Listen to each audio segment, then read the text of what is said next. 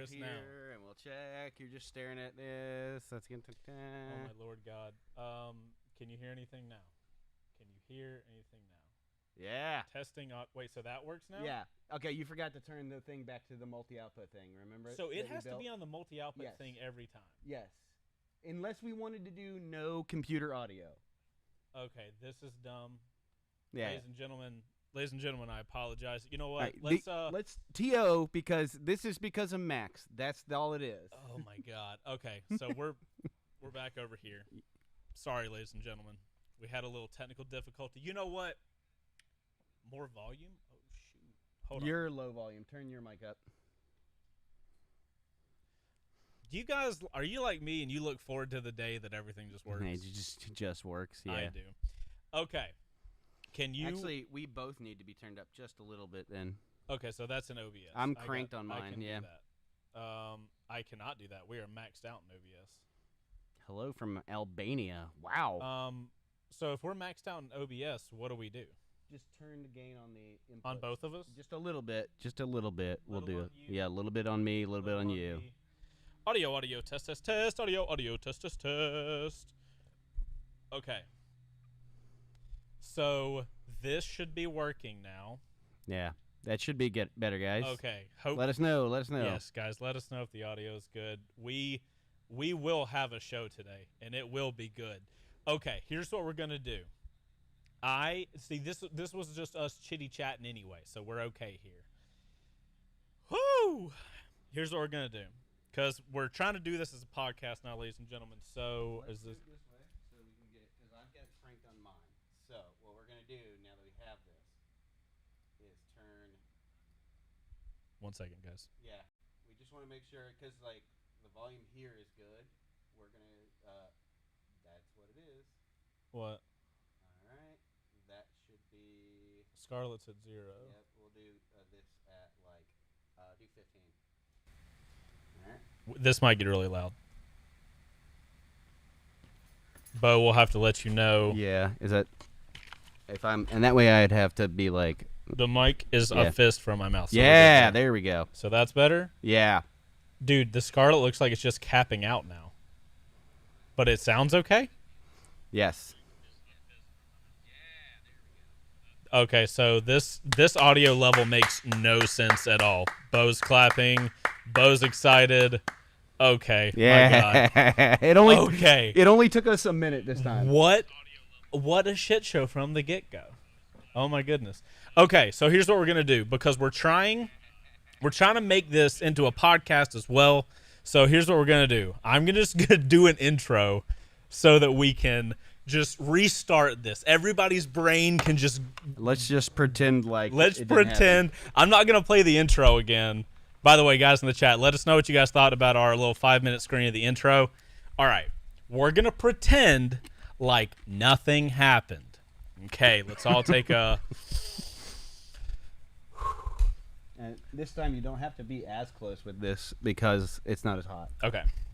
All right, here we go. Woosaw and what's going on, everybody? Welcome to your local, not local, International.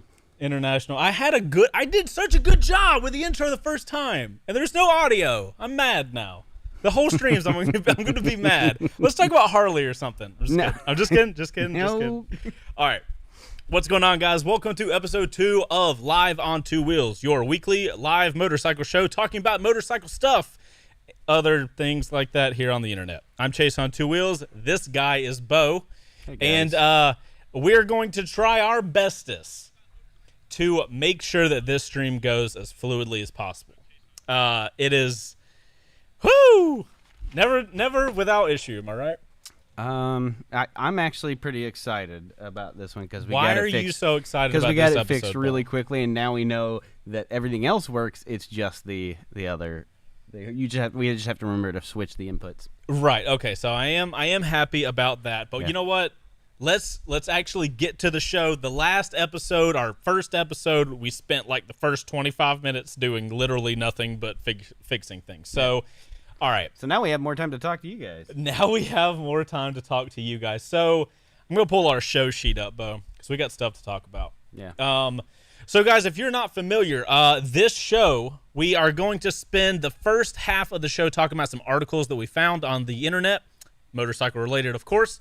We're going to talk about the sponsor for a quick second after that, which is Tonit. If you guys don't know, Tonit is a social media app where you can connect with local riders around you. We'll talk more about them because we've got some cool stuff to talk about with Tonit this time because we thought of a way to like incorporate y'all into it. But we'll talk about that later. And then after the little Tonit ad thing, we have a video that we didn't get to last episode. And was it Visor Down? Was it that website? Yes. Visor Down did a very comprehensive series of 2 videos. Yeah, they did a super good job. And they cover all of the motorcycles being released in 2021. So, Bo and I planned on talking about it last time, but we had no idea how fast an hour goes. We didn't even get to talk about it. So we're going to show you guys that video. And then what we're going to do is we have both picked our top 3 favorite motorcycles for 2021, the launches. And then we are going to discuss which ones are our favorite and why they are our favorites. So, without further ado, I am going to pull up a screen with stuff on it so we can talk. Copy link URL. Paste the link URL. Chase is now just narrating everything he does. Narrating what I do. That won't get annoying. Okay, yeah. People are going to... This is great content, guys. All right, so He's guys, thinking about the podcast. yeah. Okay, so here's the cool thing that we can do now, guys. I'm going to transition to the screen. So if you guys didn't know, over on RevZilla, they have articles of it's called Common Tread. And we saw this article the other day. Lane splitting study in France yields unexpected results, but it's not that simple. Now, this is a really long article, as you guys can see. We're not going to read through the entire thing because why the hell would we do that? But I thought it would be interesting to talk about this for a second because the Cliff Notes version of this article, so you guys don't have to read it, is France, which is an area that currently has lane splitting legal, as many of the countries over in Europe stuff they do. We don't have that in America other than in California, those lucky bat. Anyway, so they did a study on if lane splitting causes more accidents for both motorcyclists and cars. The study found out that supposedly lane splitting causes more accidents. But it gets a little funky because it's not that simple. So supposedly when they did this study in the areas, they did literally in intersections, they did the study in. So it's super minute little areas. It wasn't countrywide. But accidents went up during the study, but they didn't factor in the fact that accidents in general for France went up at the same time. So it's they deduced that lane splitting causes more accidents, but then it doesn't really, I don't think it was a perfect study or something like that. So something I thought was interesting was you have these countries who have lane splitting that's legal, and they're looking into it to see if it's safer. Now, Bo, I think me and you are kind of on the same page with lane splitting in general, right? We both think it's overall a positive situation. Am I correct? 100% support the legalizing filtering and splitting in the United States. Right. So I will say here in the shop, we do have some disagreements. I think it's specifically Brian's the main guy. Yeah. Brian's the technician that works with Wreck Bike Real. You guys probably know who Brian is. So Brian is adamantly against lane splitting, and I want us to be clear in what we are in what we're saying. We don't think that lane splitting is without danger, and we don't think I think the problem with people that argue lane splitting is you're making the assumption that everybody's going to do those old German videos. I don't know if you guys were on YouTube at the time, but old YouTube, old motorcycle YouTube, there would be these stupidly popular Russian videos of a guy on an R1 going 150 miles an hour in between cars. Bo, did you ever see stuff like that? Yeah, and that's exactly what people think when they think of lane splitting. Right. They assume that, if it's legal, Now, Suddenly, you're gonna have motorcyclists going like through cars. Okay. So here's the major flaw in that kind of thinking. Those people are going to do that regardless of the law because they're already breaking the freaking law. So that should not be the barometer for whether or not it should be done. It saves lives. It's been proven to save lives. It has saved a lot of lives in California. Since the late 80s, they did the early 90s, they did the Hurt Report and found out that nearly 2/3 of all accidents that involve a motorcycle and a car are at stoplights or slow traffic. That has reduced since they've legalized lane splitting. It's just factual evidence. Those people should be able to benefit from a safe way of traveling, regardless of what people who break the law are going to do, because they're going to do it no matter what. So that is a really good point. The guys that are going to do that, like asinine riding, right? That's the same type person that's going to do it anyway. Like, whether it's legal or not is not going to slow a psychopath down from doing that kind of stuff. When we talk about legalizing lane splitting, at least here in Atlanta where we're located, we are not allowed to do that. Many guys do that, but I think one of the things that legalizing lane splitting does is it puts me in a safer situation, because like me, a responsible rider, the times I'm going to use lane splitting, honestly, are probably when traffic is dead stopped. Yeah. Like, what other time would you use lane splitting? There's no other time when you would use lane splitting. And in California, there is, in most places that have lane splitting, there is a rule. The law is, if the speed of traffic is going like 25 miles an hour or under, you can lane split and go no more than 10 miles an hour faster than that. And that's the way it should be, because all the times I've almost been freaking sandwiched have been in traffic, or up in the mountains there was a wreck and the car was stopped, and me and my buddy pulled over, got on thing, and as soon as we were over, car smashed into the car in front of us. Yeah, no thank you. That's when it's good. Real quick, Craig, thank you for the super chat or whatever that thing's called. I have seen Royal Jordanian. Yeah. Who has not seen Royal Jordanian in the motorcycle industry? Thank you for that support, man.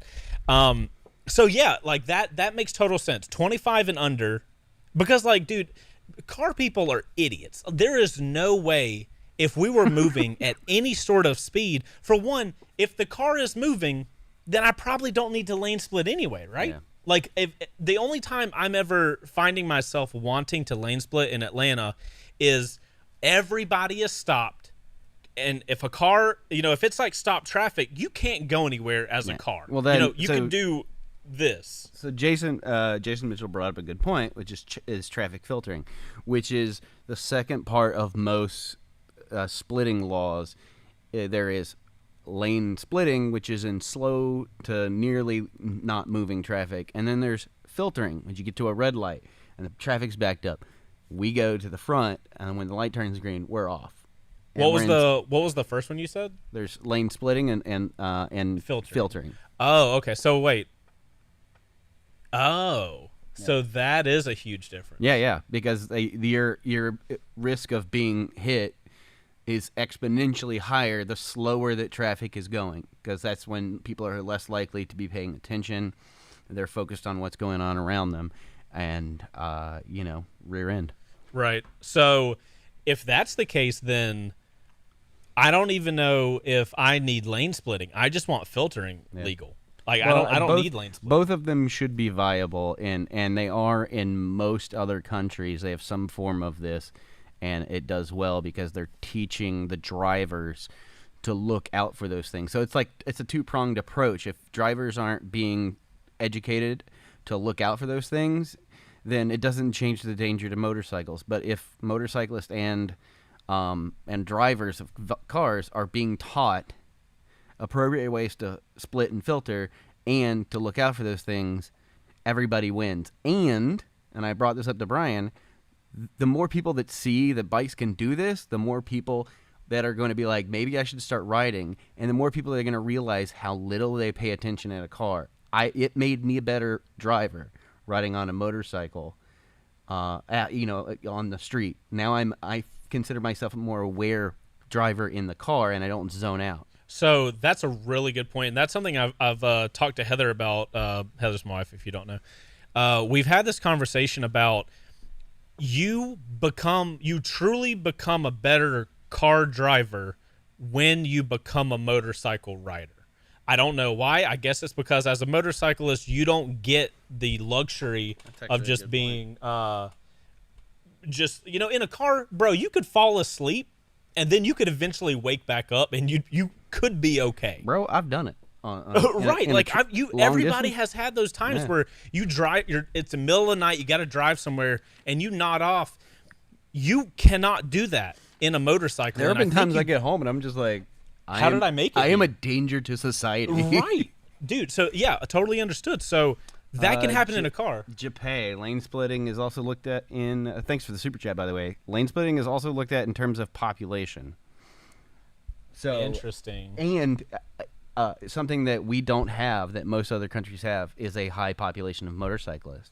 So most of the departments of transportation give no craps about whether or not we need to be taken into consideration with those laws going on. So the more people riding, the more likely these things are to pass. Right. That's so something that I heard you talking to Brian about, when we were having a kind of like internal discussion about this was, and honestly something that had never, it's always been a selfish reason of why I want lane splitting. I want to be safer. I don't trust people to stop behind me, which is why I always ride whatever the group of cars is going, like +5. Sometimes a little bit higher if I'm feeling a little crazy. Yes. But no, generally though, all jokes aside, I don't ever ride the same speed as traffic around me because people, again, like we were saying, in cars, you just zone out. But if lane splitting was legal, granted, I'll give the argument this, it would take some time, at least in a new area like here in Atlanta, since we'll just keep that conversation going. It's going to take time for people in cars to realize, one... It's going to take time to educate them. Well, yeah, people are going to have no idea that that's not illegal. And, bro, let me go ahead and tell you, cars here, or at least drivers in Atlanta, they get mad when you get ahead of them. Everybody looks at like they're playing a constant game of Mario Kart, and then the first person over the line wins. So it would take some time in an area like Atlanta for people to be like, look, this is something that's legal, and it's making us safer. The vast majority of motorcyclists are not going to slow cars down. Am I right, Bo? Can I get an amen? Amen. Amen.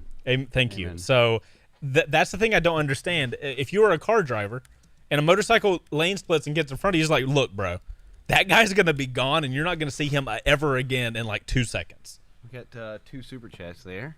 2 super chats. Yeah. Oh my goodness. That gaming guy said lane splitting almost got his bike destroyed. Sucks. Feels bad, man.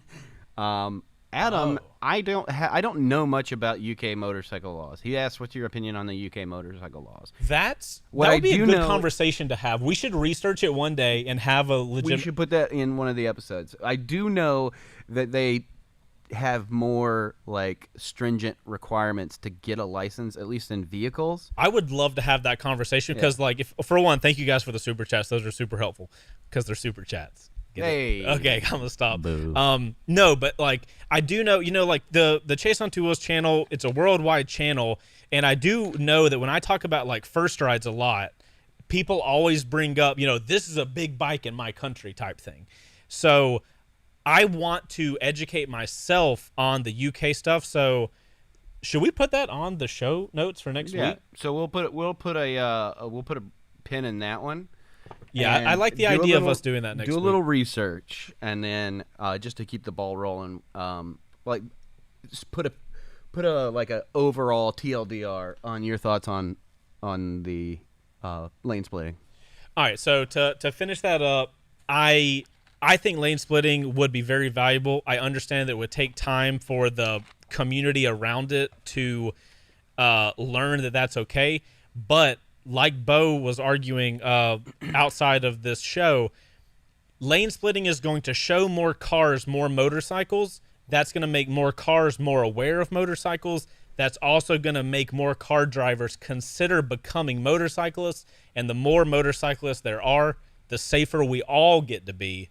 because people are going to know we're there. Our main problem as a motorcyclist, people don't know we're there. Yep. So if a car person or if the car community itself learns that motorcyclists are here, I think that's game over. So do you want to cap out lane splitting? We've been talking about that for a hot second. That's it. My article is going to be fairly quick. It was just something that popped out, and then I want to rapid fire through our favorite picks, and then get to our YouTube video.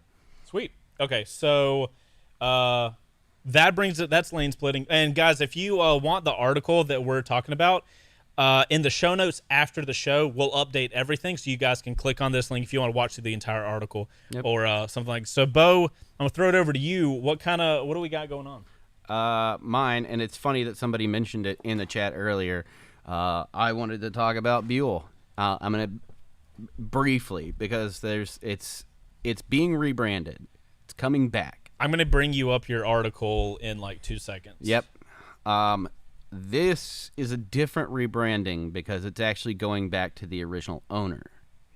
Or the original company that was started by the original owner, I should say. So if you guys don't know what Buells are, this is a photo of a Buell. I don't know what type this is. So EBR 1190 SX. Yeah, so the 1190 is the flagship, and that was Harley Davidson letting go of that model, and they were able to release it under the EBR tag. Now Buell. So this was going to be a Harley. No, Harley owned the company. Okay. For the longest time. Then Indian bought like 41% of it. And then there was some weirdness with the intellectual property for the 1190. Right. They released it in like 2014. Okay. EBR, Eric Buell Racing. Oh, look at this fancy. Yeah. So here's the reason that I like this. One, I like Buell's. It's a unique thing. I love when American bikes come on to try different types of things, and this is just not what you expect out of an American company. But the thing that I really am excited about Buell coming back and under the EBR brand is they've decided they're going to have the 1190 as like the platform. The 1190 is the naked? The 1190 is the big boy. That's their flagship platform. Okay. So there's like an RX, there's an RS, I believe, but so now this is the SX that we're looking at, right? And then we can go down here for the They're taking RX. that platform now and going butt nuts with it. They're gonna have when they relaunch between now and 2024, they're gonna have like 10 models. Great. Of those, tours, cruisers, dirt, dual sports, a super tour, a hill climber, a dune racing style, and then. The thing that's got me excited is they're going to offer as well medium and small displacement in this lineup. So they're going back to try to regain some momentum in the market because right now mid-range bikes are pretty hot, especially mid-range nakeds. Right. And so mid to large displacements are kind of really the hot thing. They're going to do some small, but it's mostly going to be mid to heavyweights. So, which I think is cool. So are they? You said they're going to do an entire product line then.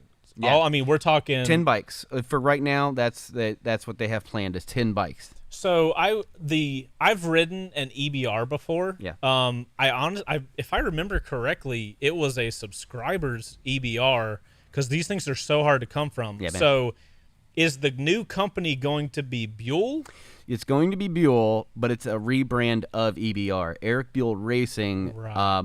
The former CEO, Bill Melvin, is back in charge, right? He was the EBR's boss, basically. Got it. He is now going to be heading up, as the CEO, Buell Motorcycles, which is actually just EBR. Now, confirm for me, let me know if I'm right. This is an all-American motorcycle company, then? Yep.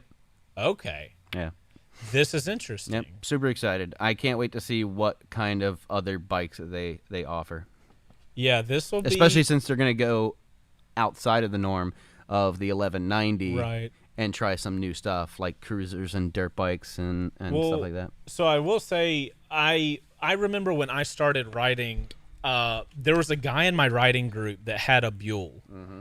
And if I'm going to be honest, I think that's the only Buell I ever saw my entire, up to this day. That's the only time I saw a Buell on the road. I've only talked to one person that has it, and that's Notorious Bunny up in I don't know if she still makes videos or not, but she's up in New York or New Jersey. Well, so like her and her boyfriend or husband have Buells. So I mean, like, I don't know. It's crazy to see, and then even then the EBRs. I've only seen a handful of EBRs my entire life, so that'll be interesting to see how. I mean, like, that's got to be such a complicated situation, bringing an entire motorcycle line and 10 at that.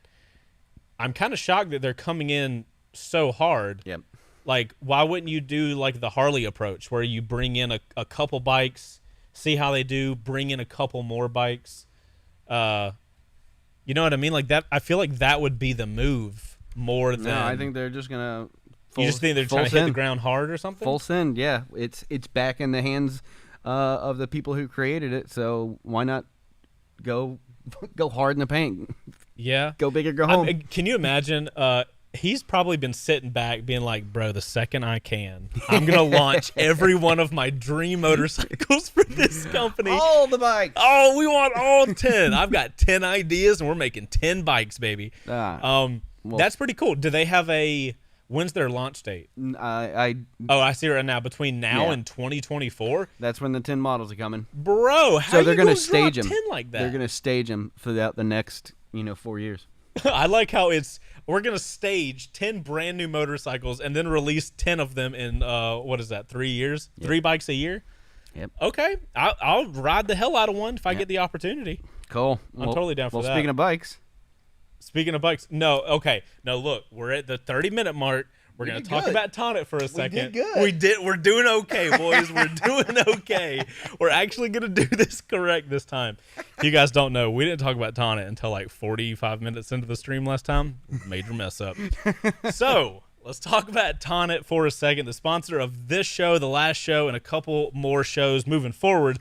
Tonit is a cool motorcycle app. You guys, if you look in the description of this live stream, you can see a link to it. It'll actually link you directly to our club and us specifically. So the really cool thing about Tonit is if you are new to riding or if you have been riding for a while and you don't know anybody around you, that's how I started riding. I had no friends that rode, of course. So what I ended up having to do is search online groups for my local area. Meetup.com. Meetup.com. I think this is a half sponsorship for Meetup.com if it's still a thing. Don't use Meetup.com. It's horrible. Is it still a thing? Mm-hmm. Oh, God. Don't use Meetup.com. Use Tonit. It's perfect. So what Tonit does, it's a motorcycle social media that actually breaks the social media down to your local area. I can post you guys awesome photos about like, oh man, the weather's great today, going for a ride, and that doesn't mean shit to you guys. But if you're on Tonit, you can see what other riders are posting around you, and then that helps you meet people that ride the same motorcycle as you. So the cool thing we wanted to talk to you guys about today real quick about Tonit is we want to start answering y'all's questions, and we want you to submit them over on Tonit. So, Bo, how do we do this? So, what we need to do, and I just linked to the club. It's going to be club only. All you have to do is, it's basically a video voicemail. You record a video of yourself, which you can do inside the app, and ask your question, and then use the hashtag. What did we land on? It was LO2W. No, it's L2W. Type that in chat. Hashtag L2W. So, hashtag L2W. And if you're in the club and it's in the thing, we'll see it. And then we're going to pull one of those questions. And then what did we decide if we ended up answering one? Okay, so the goal is to end the show out by answering a viewer question. We are going to answer one of the people, like that's going to be where we get our answers from, or I guess that's where we're going to get our questions from. We're going to answer them. You're going to get your answers from us. I'm going to get my answers from Tonit as well. No, but if we select your video to answer on the show live, what we're going to do is you'll win something for that episode. So we're going to try to bring in sponsor stuff to do giveaways, but for the next episode, what we're going to do is a $50 giveaway if we select your question. Is it a $50 Revzilla? It's a $50 Revzilla gift card. Yes, thank you for Yeah. We're mentioning not just that. gonna give you 50 bones. Yeah, we're not just gonna Mail you cash No, we're gonna send a carrier pigeon with a 50 with nothing but quarters. Oh God, it won't be able to fly. Also, I noticed Toshin with the super chat. Toshin, thank you so much. And Toshin said that they actually have gas tanks now on the Buells. Nice. And supposedly they had gas in the frame. Nice. I don't know anything about that. Gas and oil were in the frame. Okay, hell no to that. No thanks, fam. And there's another super chat. Wow, Zion, $10. Thanks, man. What's up? Just doing live shows. No big deal. Just chilling with my homies. Living the dream. Living the dream, man. I'm living the dream. We're all living the dream. Oh, guys. Okay, real quick. We're gonna get to these videos.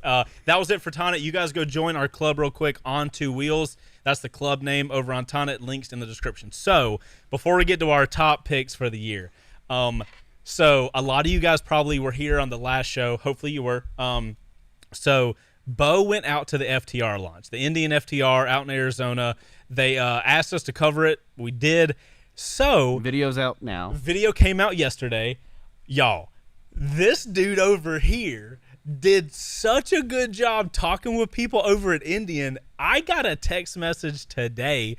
They were like, hey, Chase, Indian requested personally that Bo come out to the Chief launch that's happening in 2 weeks. What? So Bo's stupidly excited about it, as you can tell by that stupid face of his.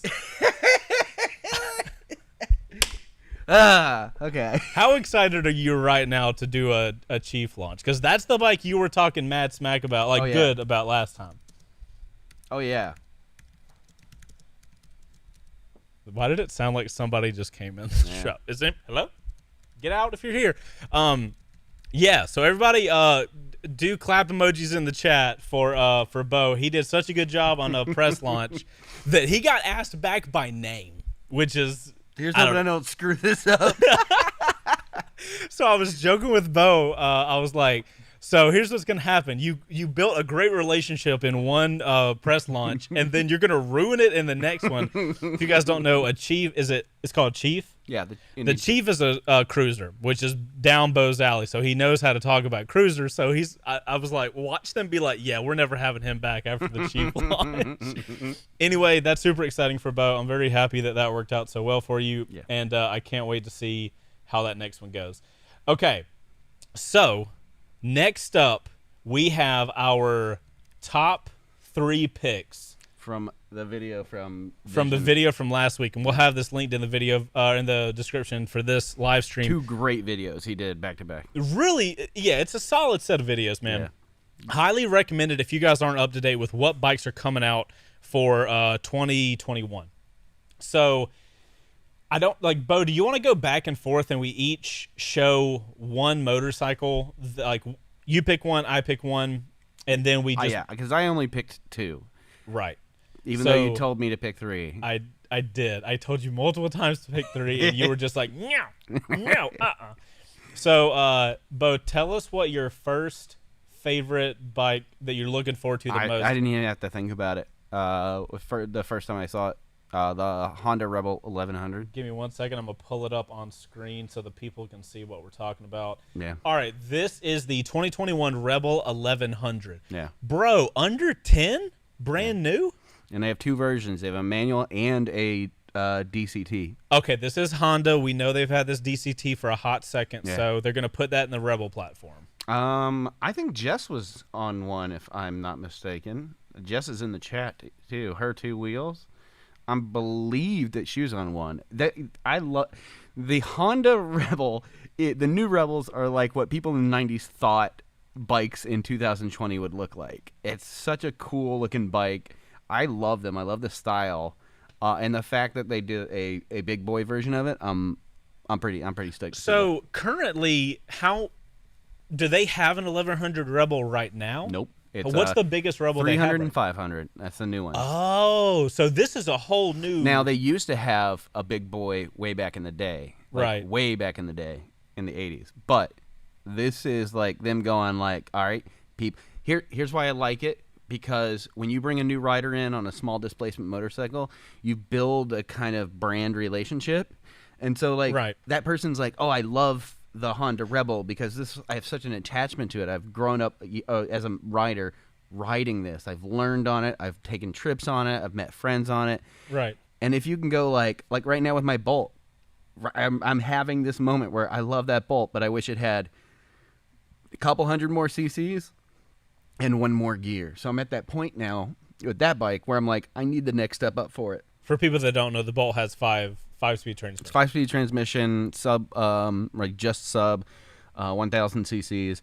It's a great bike for what going around town and whatnot. But if I take long trips, I'm screaming. And Right. But like, if you lock somebody in on a Rebel and they do a really good job, and the 300 and 500 are great bikes, having a graduation present.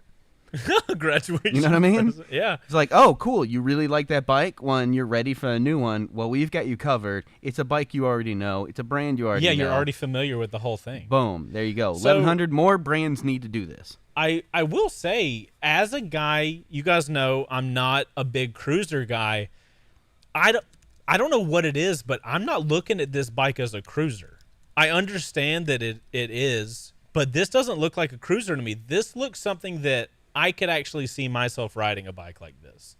Yeah. I think it's because of this kind of trellis open frame. Well, it's also, it has a more like, it's less of a old man hanging back and more of like a sportier. Yeah. Yeah. You know what it looks like? It looks like you took like a naked bike and then sunk the seat down. Yeah. That's what it looks And like. like just rake the front end out a little bit. Yeah. This, I could sign on with this. Yeah. But this is it's technically a cruiser, right? Yeah. It is 100% a cruiser. So what's the difference in this and those ugly ass Harleys? Not much in the general like shape of things. Okay. Yeah. Fair. I mean, just at a glance, this looks like a fat boy. Right. Like when you look at that picture, small on my screen, just glancing at it, that's Right. kind of what it reminds me of. Okay.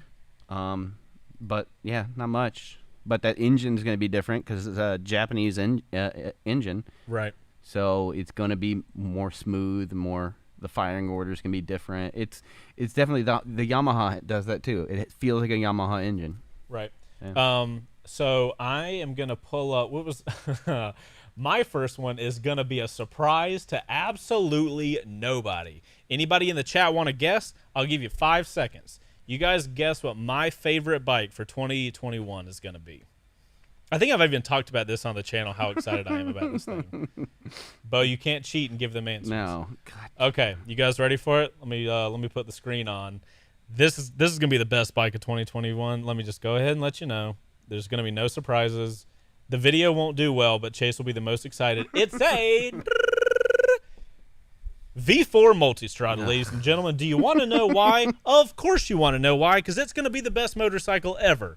The reason is, seriously, when I first did a first ride on a Ducati Panigale V4, I had the revelation that, oh my gosh, this is the most rideable Ducati I have ever ridden. That V4 platform is a phenomenal engine, and not only it has gobs of power, but it is translated to the ground in such a nice way that you can take. My wife's in the room? Yeah. Babe, this is our next bike right here. Perfect timing. Here's where I want to spend $30,000.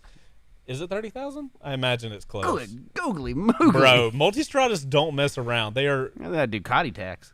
Yeah, you definitely pay the Ducati tax. Oh, what? Wait, how is it only? Oh, that's Euro. Son of a. How dare you? Yeah, their money is worth more than ours. So the main point is I love the V4 platform in general, and if you guys have seen any video I've ever done on a Multistrada, you know that I am a huge fan of that motorcycle. So if you take the engine that I fell in love with on a Panigale and you put it in a platform that I already really like, it cannot be bad. Asterisk, let's wait till the first ride. But I mean, I think the looks are cool. They've changed the looks up a bit, but I'm okay with it. They've got this kind of like LED kind of eyebrow situation going on, but it looks a little like more future, like yeah, driven. they've got the LED running light thing. The only thing I don't like, if we look at this side view right here, I don't really love the way the head is. You guys can see this little area right here. Like I'm sure it looks cool from the double front. dip. Yeah, it's got like a little blip in it, and I'm not. It's because they're trying to like replicate the fender look on the top. No, I know, I know what they're doing, but it's like I don't know if I'm really here for it. Okay, they have no photos of the sport model. R.I.P. Whoa, look at that! Oh my goodness, I want it so bad. Okay, yeah, Multistrada V4. I could not ride that thing fast enough right now. I want to spend all day on one of those. Oh, the little rear red trellis subframe. My God. Okay. Time to move on. You're okay, drooling. I'll talk about this forever. Bo, tell us what your next bike is, and I'll get it pulled up. All right, we're gonna rapid This fire because one's we gotta have funky. enough. We gotta have enough time to Oh God, yeah. do the last video. You're right. I'm getting you pulled up right now. All right, so really quickly, it's Energica. I think it's how you pronounce it. Let's pretend that's the exact way to Yep, pronounce I it. nailed and it. we're correct. It's they have raced in Moto E and been really successful, and they're gonna start doing more consumer bikes. Is there a specific one that you're here for, or is it just the brand in general? The R. Ego? No, it was like an RS or R something like that. The Ego's cool too. Again, not my style bike, but it's sexy as hell. More than that, it is that a race pedigree EV company is coming into the consumer market a little bit more, which benefits all of us because the more EV is being made, the more it innovates, the better products we get, the cheaper that we can get them, the more people that are trying to do new cool things and work with these kind of technologies.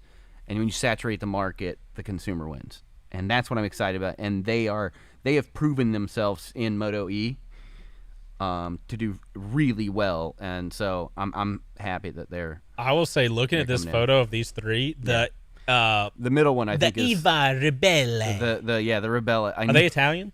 I believe so. Yeah. In that case, Eva Rebelle. Don't do that. That thing looks sick. If you guys are just listening to this, you definitely need to go check that out because I don't even know what's up with that, but I love every second of it. Everything I knew looking at these that'd be your bag. Yeah, that's that's legit. It's good looking stuff, but like more to the point, they have proven themselves completely capable. So, having them come in and start doing more and more of the you actually bring stuff. up a really good point with the electric bikes, and I'm going to. My number 3 bike is what I'm going to show you guys right now, only because it fits really well with Bo's conversation about electric bikes. If you guys don't know, I'm totally here for all the electric stuff. But the major issue, because I've ridden Zeros before, and there's always, it's really cool, it's really fast, it has instant torque, but the main problem is that you don't have the motorcycle feel. You don't have the exhaust and stuff like that. But check out my number 3 thing that I'm really excited for. Number 3 bike for this year. Kawasaki's working on something they're calling the Endeavor. What they've basically done is created an electric motorcycle with a manual transmission. It's been done before by a couple other companies, and I like it. So here's the video that they have. Now, I'm not really sure what the shifting does. I don't know if it locks speed or something like that, but it's probably using a gearbox to introduce more or less torque through a range. But do you not think that would ruin the whole EV thing of having unlimited torque? I mean, it could. Not unlimited torque, but it also torque. if you watch Ken Block do the electric Focus rally car, it took him a while to get used to it because you've spent your entire life muscle memory, right, using the clutch, going through the gears, knowing when the power band is, and if the power band is linear all the way through, then you have to like untrain your body to remember that you've been doing it. So it's like I can see where it could be beneficial to have more control throughout each, designated type of quote unquote rev range. Right. So I'm excited that a company as big as Kawasaki is at least taking on the challenge of figuring out how to give us motorcyclists a satisfying click and something that's more used to kind of like help the transition into electric. I do think that this whole process is really going to hinge on how well they integrate a gearbox to an electric motorcycle. If you guys don't know, if you've never ridden an electric motorcycle, it's kind of like a scooter. You turn it on and you just go with the throttle. There's no, shifting at all. So I love the idea of having shifting because anytime I've ridden to zero, I'm constantly doing this and I'm constantly moving my foot up and down, and it doesn't feel like normal riding. So this could bridge the gap really well. Yep. EVs are pretty dope. I'm excited. The more people making them, like I said, the better it is for all of us. Right. So I'm going to show you guys my final top 3 bike that I'm pretty sure. I don't know how Luke feels about it, but me and Brian have talked about this bike, and we are amped for it. Bo, you can let us know how you feel in a second when we start talking about it. Yeah. And you guys know that Yamaha is putting out new MT bikes this year, right? They got the MT-09 and MT-07 upgrades. Totally new body style. I think the engine's mostly the same, but I think people be sleeping on this thing. If you guys don't know, they got this bad boy coming. Tracer 9 GT. Was having a conversation with a guy at the mountain parking lot the other day. He came up to me and he's like, "Hey Chase, big fan of the show. Watch your videos. I've currently got an MT-09 and I want something that I can ride more comfortably long distances." He said him and his son both have MT-09s, and he said something like he was 65. Side note, the dude looked 40 at max, so he's doing something right. But I was, the guys and I have been researching this bike, and I was like, let me go ahead and tell you, you need to wait, because he was talking about like the FJR, which is, I think, Yamaha's kind of like sport cruiser or sport. What do you call the FJR? What? Sport touring. Sport touring. That's right. He was talking about the FJR, but he was worried it was too big. And he said he loved his MT-09. I was like, dude, you legit need to wait, because this Tracer 9 GT, let me just find this for you guys, because I don't know. It looks like a tall man's game. it may be a tall man's game. You might be right. So it's not cheap. 15 grand, but that's big leg gang. It is big leg game, but it has cornering ABS, electronic suspension, an IMU. Bro, this thing has everything. KYB electronically controlled suspension. That's the 6-axis IMU. Full LED. Side cases are standard? Yeah. What? Yeah. Yes. Why wouldn't they be? Now, here's the thing. I remember this day. You guys know I've done a lot of first rides on motorcycles, and some of them you don't remember. To this day, I remember the first time that I rode a Tracer 900. I think I rode it before an MT-09. The way that engine puts power down, you don't forget that. And I remember to this day how much fun I had on it. And I have a feeling that was kind of the start of me really appreciating adventure bikes, or, the upright touring bikes. So seeing this guy come out with stuff like electronic suspension, bruh. You see Dan, 9-minute warning. 9-minute warning. Noted. Yeah. 9-minute warning? Yeah, we ran through that hour. Jesus, again. Okay. Hey, but Tracer you know what? 900 GT, I'm super excited for. Yeah, I'll see what my inseam thinks. No, short man problems. Yep. Okay. So yeah, those are our favorite bikes. Yep. You guys, let us know if you're watching this. Let us know what your top 3 favorite bikes are in the comments. I would love to see what you guys are thinking based on. Yeah, go watch that video. That dude does a fantastic job. Yes, absolutely. You guys definitely need to watch. Was it visor down? There'll be a link. Yeah, there'll be a link. You guys can check out the link. Oh, real quick, I made a honorable mention was the CB1000R. They got a black dot model and it looks dope. Anyway, that's not the point. So, Bo found us a guy that deserves way more views on his video. I'm gonna bring it up right Dude here. has like what was it, like 43 or something? I don't know. Hold on. I'm bringing it up right now. So, this guy, he's out of Europe, I believe. Denmark. Okay. The dude's got a video, ironically, on the FTR, which is probably There's why a theme. there's a theme here. So what happened was YouTube saw that Bo was looking up FTR stuff, and he was like, YouTube was like, Bo, you would love this guy. So he's called Moto Marvelous. I just mixed both of those words together. But the dude's production quality. First off, how many subs does he have? Let me. This number is dumb. Yeah, he's got less than five. Guys, we need to get him over 500 subs. He currently has 458. And it's dumb because these videos are all Right. legit. So Bo has shown me this. I don't know. My computer might melt right now. If it does, it'll do it live. So I'm gonna put the audio on. And Bo, you're gonna have to watch this audio for me to make sure it's not bad. So I'm gonna give you guys a synopsis of this video. And don't get me wrong, Dude's got a FTR 1200 from Indian. There's supposedly an exhaust company called Dr. Jekyll and Mr. Hyde. How does he say Jekyll? It's like Jaggle or something like that. I love it. It's my absolute favorite. he's got a great accent. I love it. Yeah, the accent's solid. So I guess they sent him a Dr. Jaggle and Mr. Hyde exhaust. So it's really cool. The exhaust has a valve inside of it. So you can crank your bike up if it's early in the morning and you don't want to like wake your neighbors up or anything. You can like just ride with the valve closed, and then you can like press a button and the valve.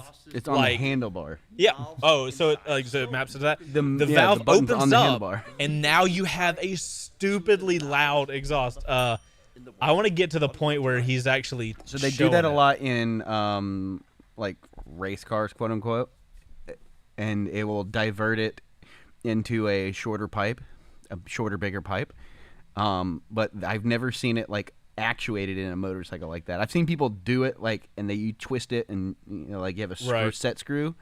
It's freaking cool. Okay, so yeah, it's how Corvette exhaust works. So we're gonna test this. This is our first time testing a YouTube video with audio, so hopefully it works out okay.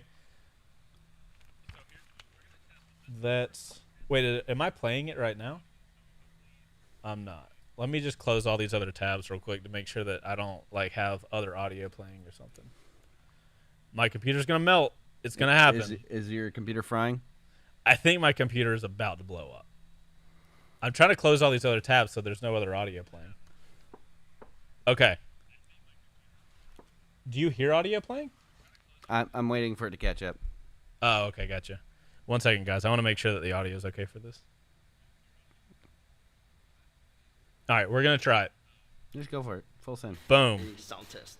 This is before he gets on the track. It's not playing on the thing. Oh, there you go. This is with the valve closed. This is it quiet. Yeah. All right, now he's gonna open the valve up. Check this out, and watch it. Look at that! How cool is that? Okay, I'm gonna shut up. It's a good looking bike. Facts, man. Facts. Anyway, so we watched through this video. Bo tells me like I've rest watched of through a couple of other ones. They're all the same level of production. So he didn't just put like a lot of No. work into one video. No. He just that's what he does. That's what he does. He doesn't have a lot of videos in his library, but they're all great. So I can tell you guys from a perspective of, here on the channel, we pride ourselves with making some pretty high quality stuff, which makes us able to see people when they put in that extra time. Also, he has an access to a track. Yeah, that's another thing. We were talking about this. I wonder if he works at like a dealership or something. He has to work somewhere at a dealership because Yeah. the dude has less than 500 subs, and somehow, bro can just go on. Look at this. Well, hold on. Let me give you guys the flyby real quick. Look at this. He just has a track. He just shows up, just rides around. But like, it's the little things like that. Yeah. I don't know if you guys noticed. Little transitions like this. Yeah, there's attention to, like, he cares about making the video. Let me give you guys the facts.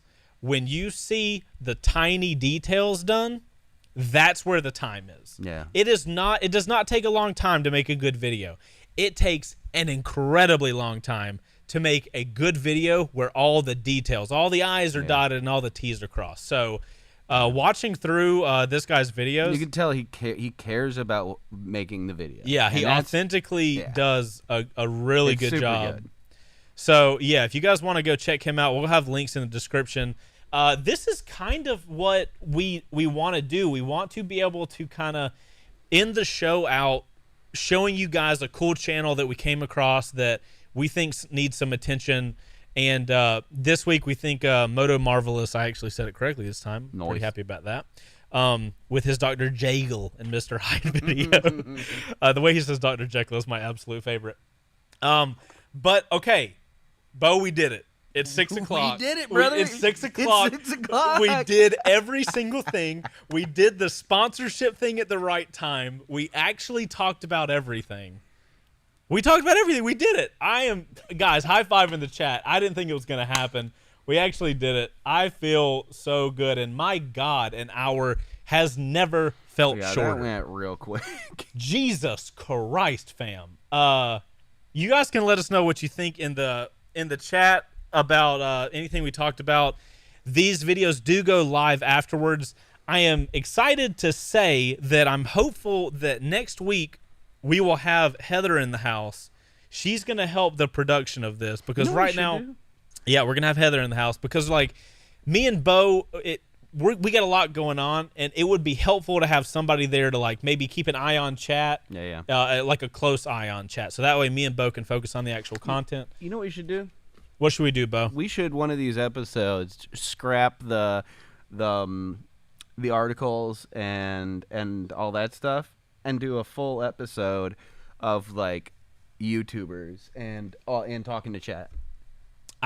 So that's because the time frame is so like, we just ran through an hour and it felt like it was 5 minutes. And I would love to, like, engage everybody and, like, talk to everybody and then put some spotlight on YouTubers and good content that we're seeing. And I feel like we don't have enough time to do that, and also the articles. That's true. We are a growing platform. So, you know, if you guys can let us know either in the chat or in the comments of this video, it would be helpful to know, because we're just put aside the beginning of this episode. We're getting to the point where we're starting to get comfortable with this whole situation. And now's the time where we can be like, do you guys enjoy us talking about videos that we find and showing you guys those? Do you enjoy the articles? Do you want to keep them both? We look at this as a community thing. Obviously, it's just me and Bo here, but we do look at you guys as part of the major thing, you guys that are here for the live show. So we would love if you guys gave us some creative feedback. Do you want us to go in one direction or the other? An hour is just so fast, dude. Yeah. Blazing through that. But Tonit's going to be a good way to also kind of help feed that. The whole idea behind this show is community-based, right? Like, that was the cornerstone of why we wanted to do it, because both you and I Tonit and Tonit very strongly believe in motorcycle as a community. And so I think that's our tie-in to Tonit, is using that to kind of make this really interactive show. We're talking to people, like, in chat and stuff like that, but also, like, outside of that to feed into the whole thing, and it's just a snowball. Right. I will go farther than that and say that I look at this show as our entry point to try to get the motorcycle industry, both in general and here on YouTube, more community-based. I don't know how many of you guys have been watching the motorcycle industry here on YouTube since I started, but I feel like when it started, it was the hardest core of a community that you could possibly have. And I think over time, as the community has gotten bigger, we've become more segmented. And I think there needs to be a really hard push to bring it back to a more community-based situation. So that's kind of why that's our kind of mission statement thing we believe in here on the Live on Two Wheels show.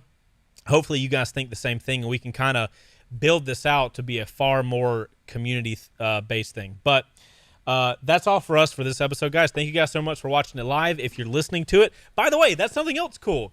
We're getting this out on all podcast platforms because you guys mentioned in our last show, guys, this works out so well for a podcast. You should put it out as a podcast. So we are making moves to do that. Currently. Really quickly, I want you to answer this question. Okay. What happened to Any Ridden Sundays? Well. And then we'll close out on that. We'll close out on that. So currently we're on Spotify. So search live space on Two Wheels on Spotify. We're actually there. The first episode's up. Second episode's going to be a lot better quality. Just a heads up. We didn't record correctly the first time. Any Ridden Sunday. What happened to that? We'll talk about on the next show. Hey. All right, guys. We're going to play you out with our new outro that we've got. And we will see you guys back here next Thursday, 5 p.m. to 6 p.m. Eastern Standard Time. And make sure to submit your video questions over on Tonit inside of our On Two Wheels Club with the hashtag L2W. L2W. Yeah, you can take a video straight from it, post it up to the club with that hashtag. You guys do that, and we will, the person we pick, we will get you a $50 RevZilla gift card. We cannot wait for next Thursday, where we get to blaze through another hour faster than a ZX14 can hit a quarter mile. Let's play an intro before outro? An outro. Did I say intro? You said intro. Whatever we need to do. We'll see you guys on the next one. Bye, guys. Bye, guys. Later.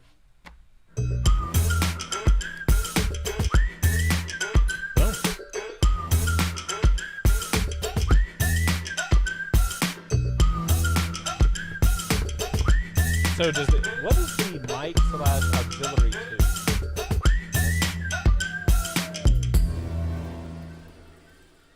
So that this will play to the stream when you're watching videos. Hold on, I need to end this.